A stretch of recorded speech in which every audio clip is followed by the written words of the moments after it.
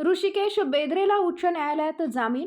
पोलिसांवर दगडफेक व जाळपोळ केल्याप्रकरणी गुन्हा दाखल करून अटक केलेल्या मराठा आंदोलक ऋषिकेश बेद्रेला अखेर उच्च न्यायालयाच्या औरंगाबाद खंडपीठाने आज जामीन मंजूर केलाय. अंतरवाली सराटी इथे जाळपोळ आणि पोलिसांवर दगडफेक केल्याचा ठपका ठेवत पोलिसांनी ऋषिकेश बेद्रेला अटक केली होती.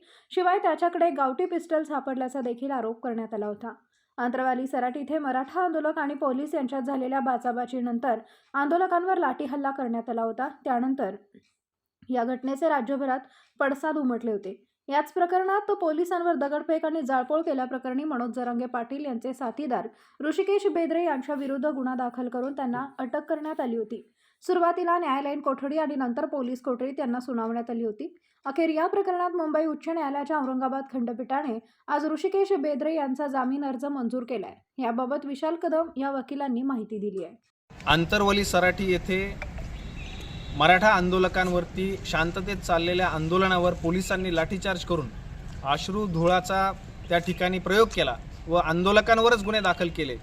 या संदर्भामध्ये आंदोलकांवर 307 सारखे गंभीर गुन्हे दाखल केल्यानंतर या प्रकरणात मनोज जरांगेंचे सहकारी मराठा आंदोलक ऋषिकेश बेद्रे यांना जालना पोलिसांनी अटक केली व अटकेदरम्यान त्यांच्याकडे गावठी काडतुसं, गावठी कट्टे सापडल्याचा देखील आरोप त्यांच्यावरती ठेवण्यात आला.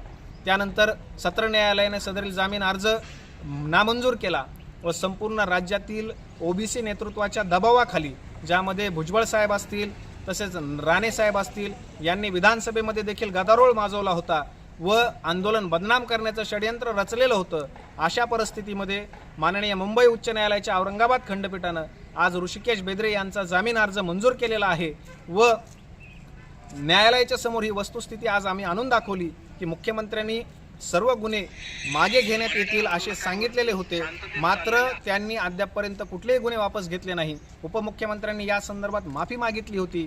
त्या संदर्भातही त्यांनी अनेक पोलीस कर्मचाऱ्यांना निलंबित देखील केलेलं होतं.